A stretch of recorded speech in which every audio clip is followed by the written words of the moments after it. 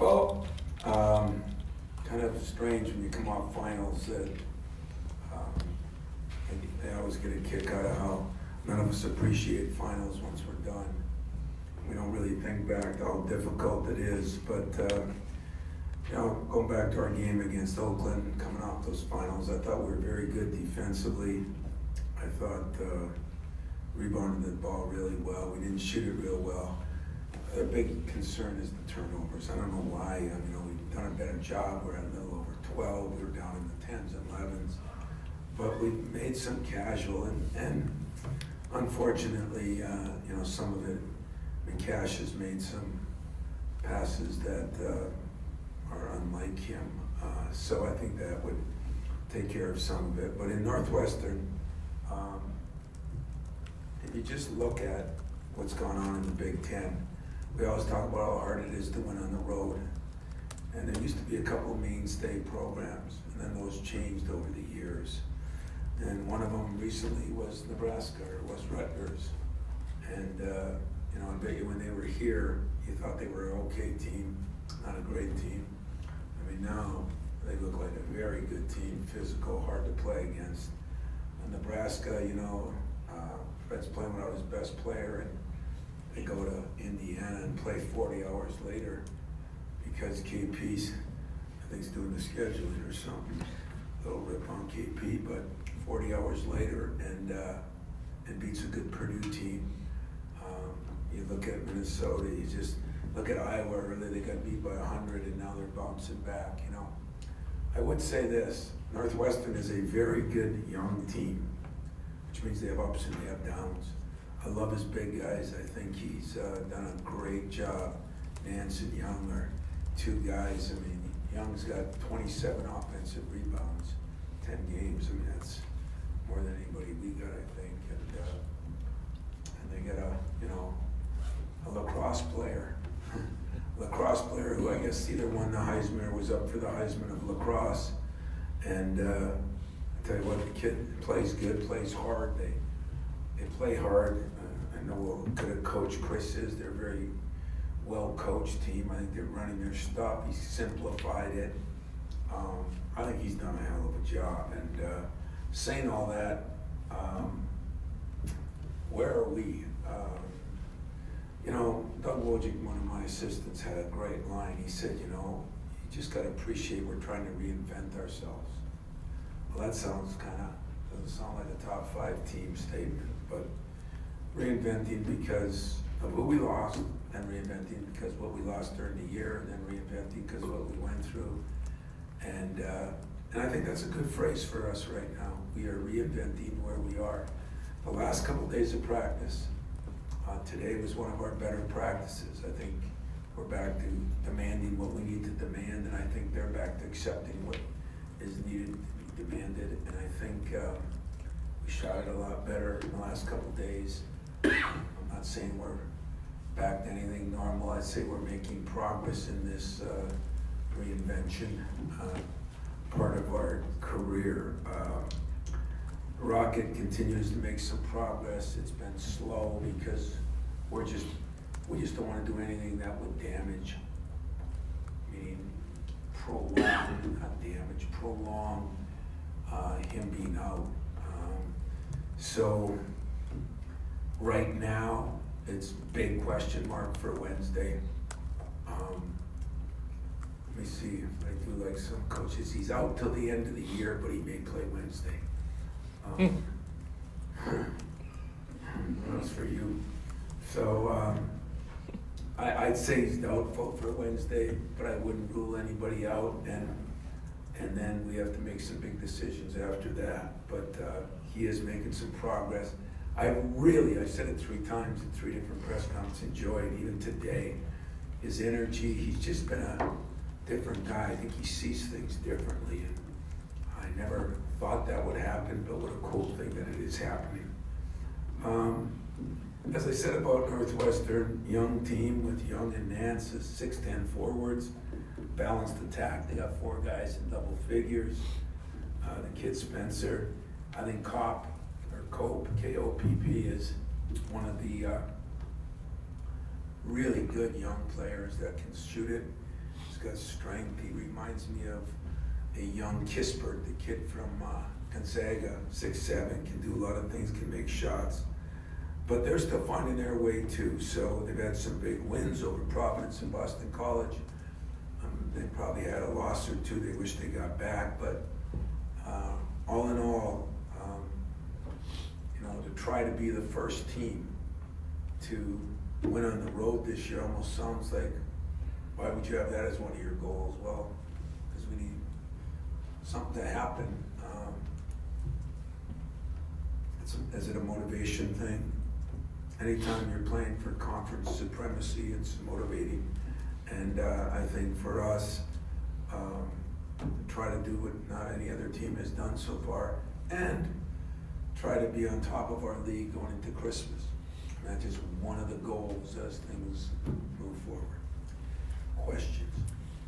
Tom, two of them. First one being, I'm not suggesting this in the starting lineup or for 30 minutes, but have you thought with the wing issues and lack of depth, getting Frosty on the court with Cassius? We have. Did a little bit today, in fact. We have thought about that. And some of it comes down to we've really run into a couple of things this year that have been different. Huge guards. A lot of guards, 6'4", 6'5". I mean, Oakland, 6'4", 6'5" at the guards. Sometimes real athletic guards. And sometimes, it's been hard enough to keep Cassius, focused in on one spot. Now you move him a little bit, but I think that will happen. I think you'll see Frosty there some. I'm not really know Connor George playing a little more. He seems to give us some energy. He gives us some offensive rebound. He can shoot the ball. We're not really grasping. I think like a lot of teams, if you really went back and looked at all the top 50 teams like I have, shooting is really down. It just is down. And last night's games, teams shoot 33, 34%. People are excited. I don't know if it's the line. I don't know what it is. I don't know if defenses are getting better. That's for the analytic people to figure out, and I'm not one of those, but I do think we're going to look at a couple of things because maybe we get more shooting in the game at times, which is good, but we're also trying to get our defense better, which is good too. Second question. To see Steven in the reaction, the relationship he has with these players, how special is it, Tom, to share this first journey with Steven on your bench? Well, I don't like to talk about Steven a lot because sometimes he ticks me off, but it's been it's been, I have to say, fun to be, to watch him go into a game late in the game and have players respond. If he would have hit that three, I think that was the happiest I've seen Cassius in a month and a half, watching his reaction as the ball was going up on the bench.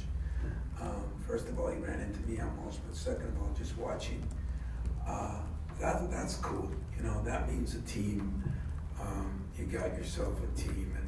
And I think that's what I'm trying to do now too. We've been fragmented a little bit by everything that everybody's gone through, where everybody's afraid to say certain things or do certain things. And I'm trying to remove the silos a little bit and get back to everybody under the same umbrella and maybe treated the same way and act in the same way and still be cognizant of the things we have to be. So Steven brought a little levity to that moment when I watched Cassius and his teammates, and now I gotta live with his mother thinks he should be playing more because he got 3 rebounds, so slept on the couch the last 2 nights, and he's probably, people that were ripping him on Twitter are probably praising him now, so, and I could have a little fun with Aaron Henry since Steven out-rebounded him. So other than that, everything's cool. In terms of the shooting, can you kind of explain how the issues at the shooting from the 2 spot and the 4 spot then maybe correlate to life being more difficult on Cassius getting maybe the looks that you would want for him? Yeah, I'd like to do that, but I'll tell you what, in the last game, he took 9 threes and 8 of them I would have bet my bottom dollar on.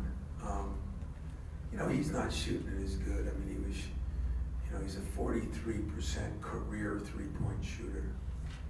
Career, he's down to, I think, 33, but it's one of the few things I don't lose sleep over with him. There's no question if Josh is on one wing, it makes a difference. If somebody's hitting shots, it makes a difference.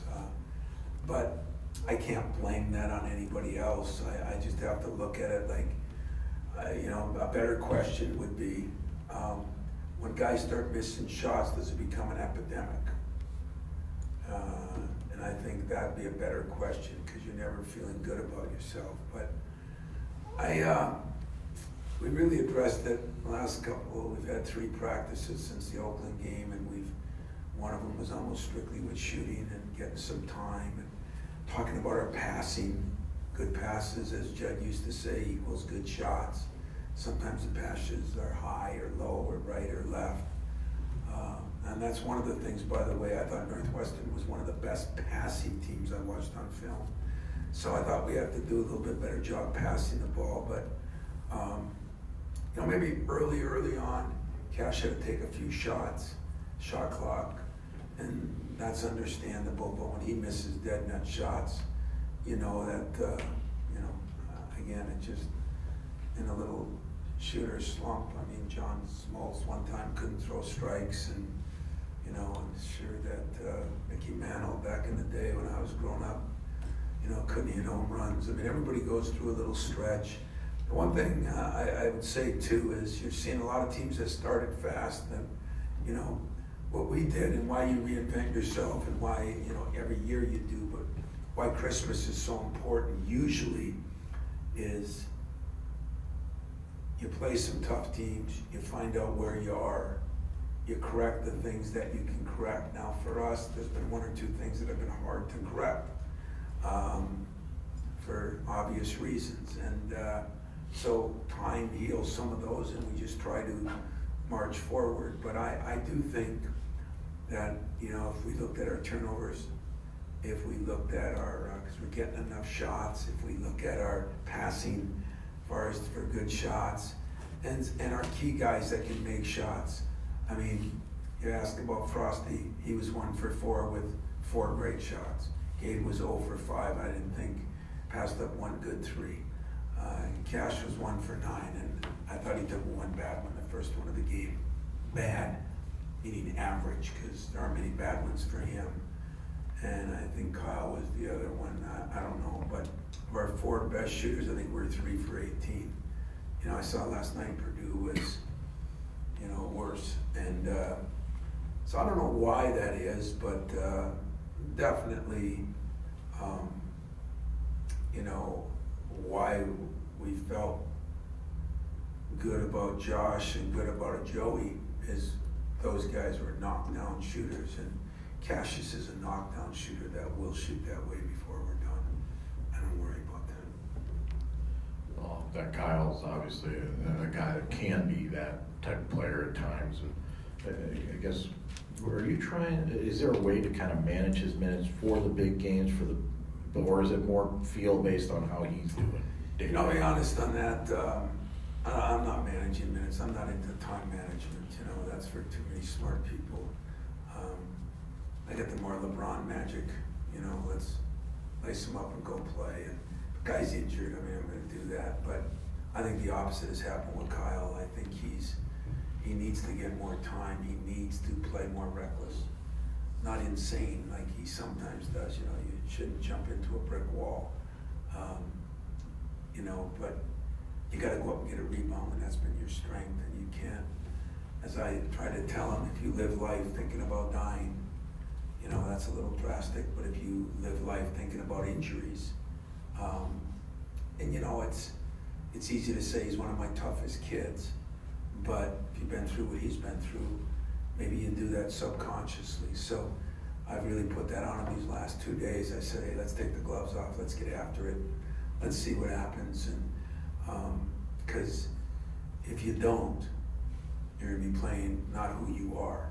Now, if there's length of time, and I think he should play 20 minutes a game, we'll manage that. If I don't think he should practice a little more, we'll manage that. But he has to play with the same vigor. That's who he is. We recruit him as a sophomore for that reason. I mean, Mike Garland came back frothing at the mouth because he loved his energy, his toughness, his, that's been taken away a little bit. I understand it, but we got to get that back. Tom, obviously with Rocket out, you've had a lot of Aaron and Gabe on the wing together, and I know they haven't shot the ball well, but just having that sort of size and length out there, what can that do for you, offensively and defensively when they're playing well?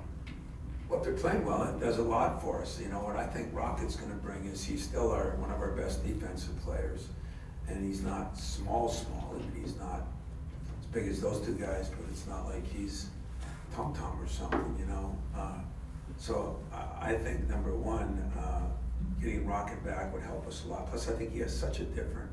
It'll be interesting, he can get back on the court and be launching step back threes again, But I think he's seen things a lot differently sitting out. I mean, it's just amazing him at the game. I mean, I never thought I'd see the day where he was coming down telling me hey coach, you got to get, you got to get Brock and Jack, thanks, in the game, and you got to get Steven in the game. He was so into the game. He was so huddles. He was into it. I mean, I see a whole different Rocket than the one before he was injured. What does that mean when you get on the court? I don't know, but he's done everything we've asked on his workouts. He's in there grinding it on non-weight bearing stuff with the bike and the Versa climber sitting on it. Those things are not any fun. So I'm looking forward to getting him back, but in the meantime, it's giving me a chance to play those two guys together. And there's a little confusion on lane running and things like that, but I think that I'm hoping that, Gabe's given us one thing. He goes to that offensive glass every time. I'm hoping that Aaron will, through osmosis, being out there with him, maybe we'll pick up some of that.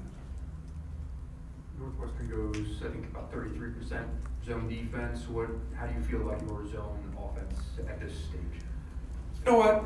I'm never worried about our zone offense, and I've had good teams, I've had bad teams shooting the ball. I've always looked at it like they want to zone us, go ahead and zone us. We're going to hurt you on the offensive glass. We're going to get you one way or another. Plus, I think we have some good stuff that we run that gets you some open looks, and at the end of the day, you got to make shots, but they'll do what they do best, and we're going to do what we do best. And I don't sit here and worry if a team zones us. I can promise you that. But I agree, they'll play probably maybe 30% zone. Maybe they'll play more. Maybe they'll play less against us. The problem is if you're a good rebounding team, and we just rebounded the ball pretty well in the last game, then that's a worry when you zone. If you're a good shooting team, it goes the other way. So I feel comfortable. We worked on it yesterday and today. We don't get zoned a lot, so we haven't spent a lot of time on it. So we have spent a lot of time in practice. There'll be no surprises when we get there, no matter what they play.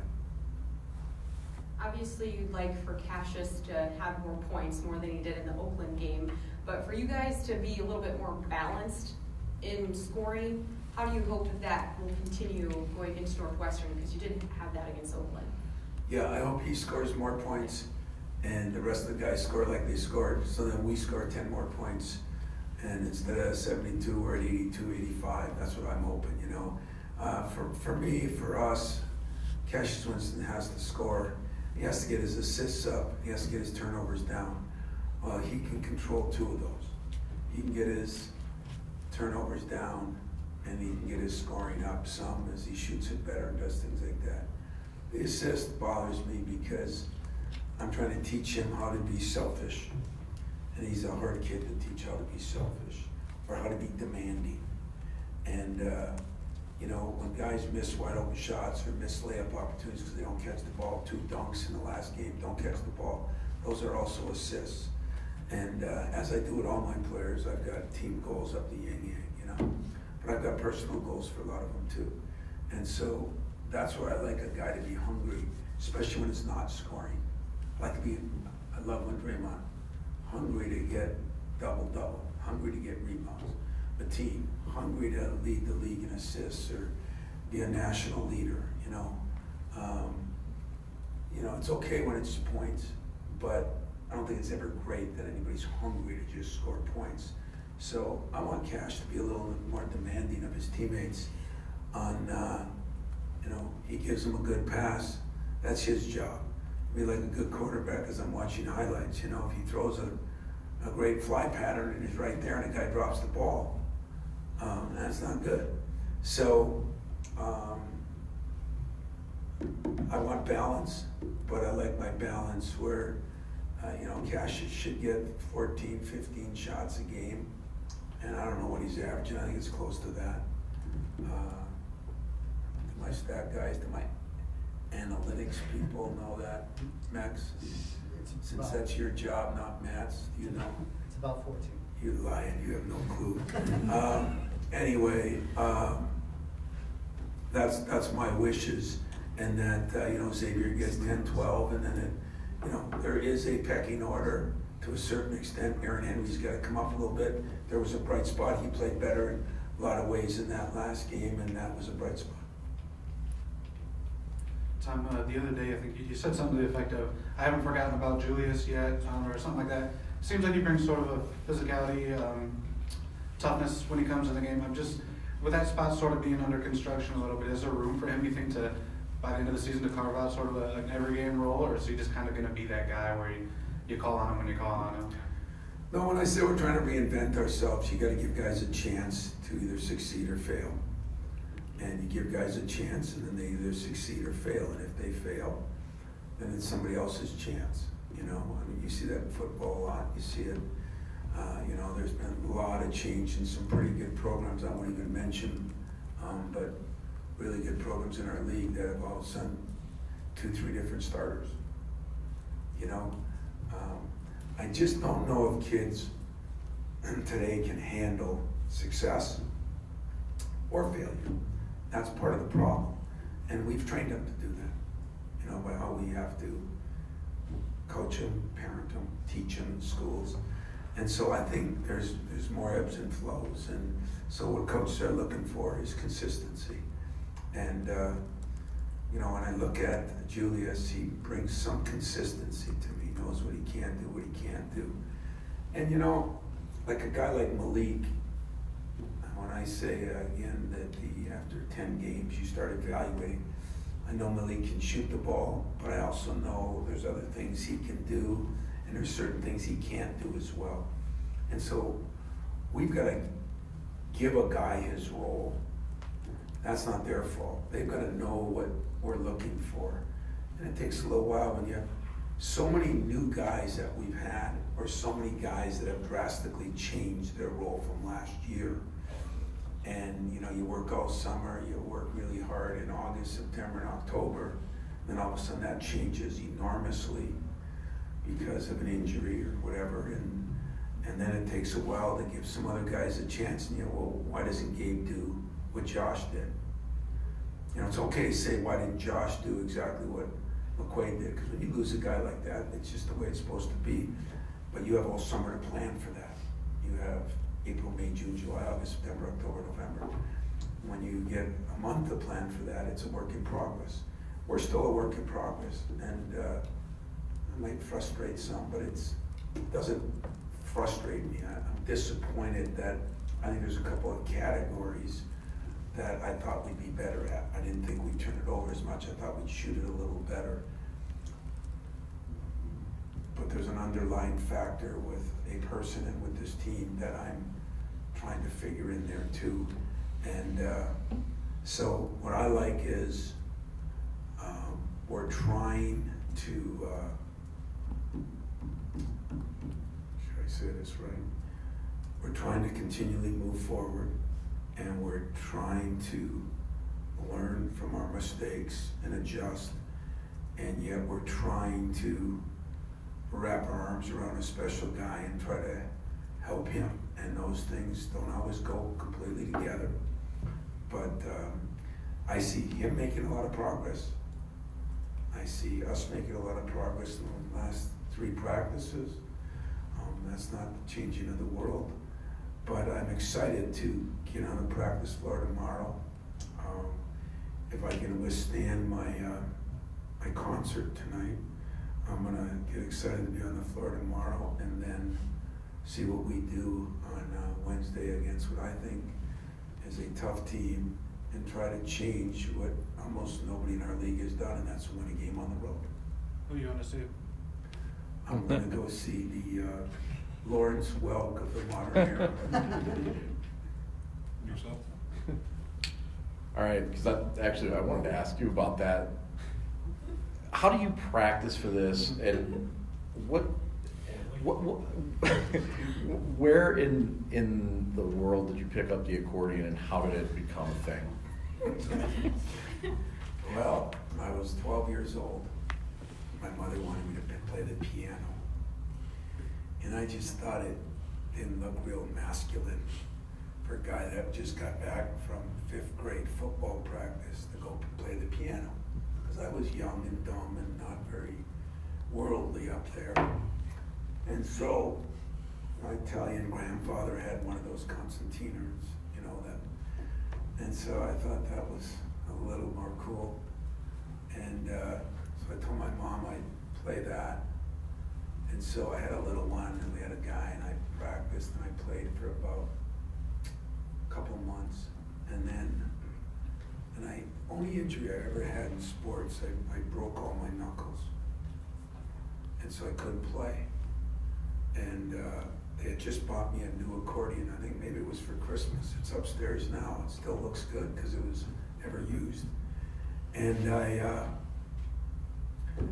knew how to read music, and I didn't want to be known as a dumb jock, so I learned how to read music.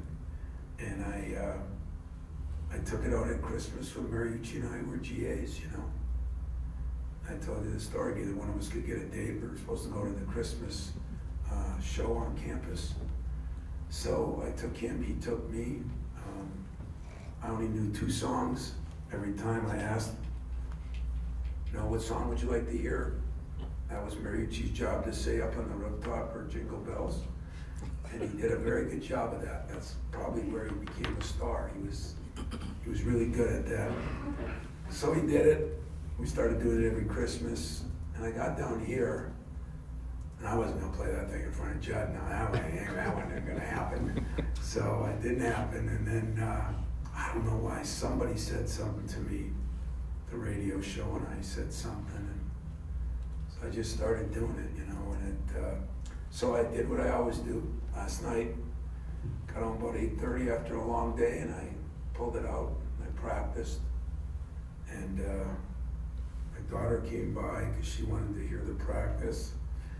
I think my wife FaceTimed my mother because she's always concerned about my musical ambitions. And I didn't do bad for the first time, and now I'm dealing with you guys. And I'm gonna go upstairs. I'm gonna take a half hour, and I'm gonna shut my door, and I'm gonna practice. Because one year I went in just kind of really cold, and I'm always bad, but I was freaking awful. And that was embarrassing. So now I'll practice enough to just be bad. Hopefully my guys sing bad enough that it's worse, and everybody can laugh, and I can laugh at myself, put it away for another year. It's a good deal. Well, why don't you FaceTime Mariucci then? You know what? I'm gonna call him when I get out of here. And I'm gonna tell Mooch, tonight at 7 o'clock my time, 4 o'clock your time, which, because he's got that media job, he's probably just getting out of bed out there. And I'm gonna tell him that I want him to listen and remember back 40 years ago when he was kind of on my shoulder with a tin can, and we were trying to raise enough money to go eat that night. So I'm gonna do that tonight. That's a very good suggestion. I have one more question though, other than All right, that. Andre, what do you got? I'm just curious if you could just, what do you attribute to the conference road record to?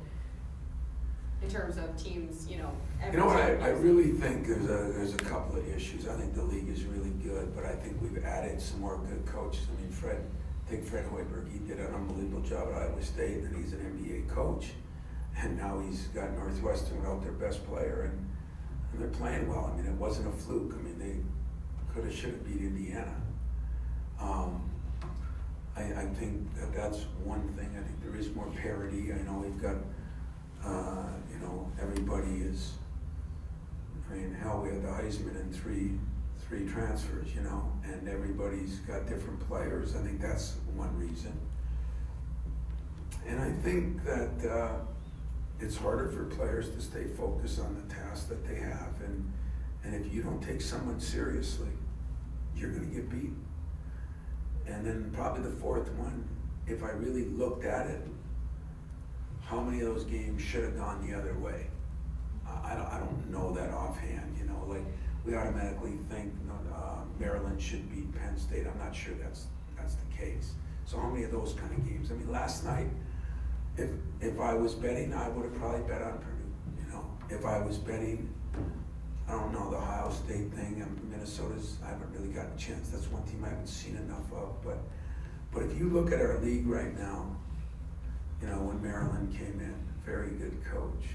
You know, when Archie's done a great job at Ohio State, you know, over the years, John had done a good job, and Juwan will do a good job there. When you look at Nebraska, that was, you know, that was a lower level team, and I don't think he thinks they're ready for compete for a Big Ten championship. But I think what good coaches do is they get players to play above their level. So some of it was probably in the scheduling. Some of it is probably because people better learn that we say all the time, playing in the Big Ten. Now, if there's one thing we say in recruiting, you're going to play in. I watched that game in Nebraska last night, packed house, big crowd, you know.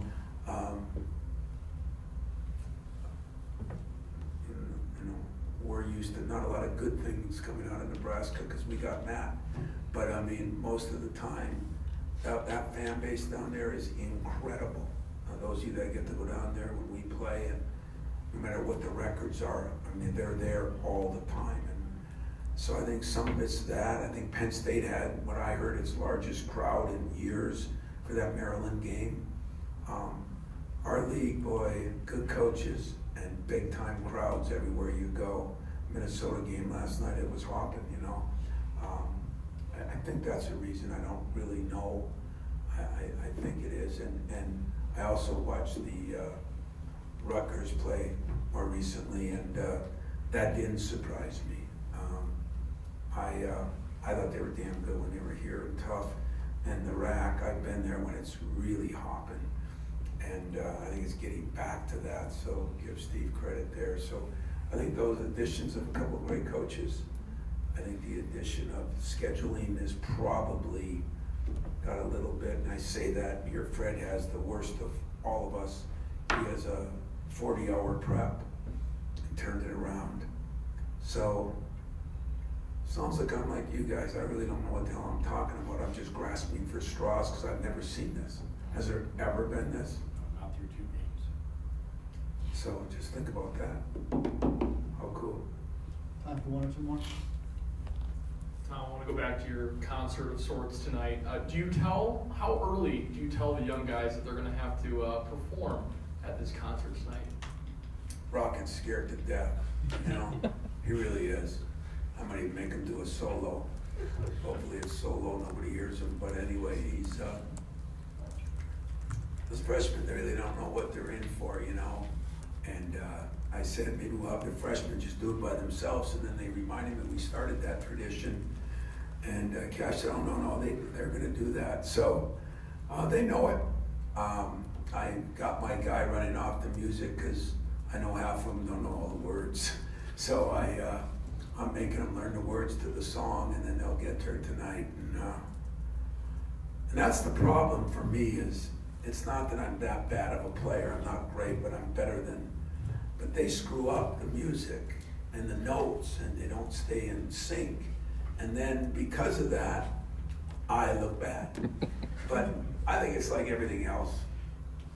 Things don't go right, blame the head coach. So I'm sitting up there and I'll take the blame even though their voices aren't very good. If they could just remember the words, I think I have a chance tonight. Anything else, guys? You've had some musical guys on your team before. I've had a couple guys that are, you know, musically inclined. I might try to see if those guys can, maybe the mistake I'm making is I probably should get with somebody really talented and, you know, Eminem or Jay-Z and try to make it a rap Christmas song, and maybe I could get those guys to do a little better job. If I could play it a little bit better and they could sing it a little bit better, maybe we could really have a hell of a time making some fun. But I don't know, it's one of the things I've done that I dread every year, I really do, because I don't want to embarrass myself. But I just get amazed how people are calling a month before to get reservations to get there, you know, like it is a real concert that you thought I was going to, but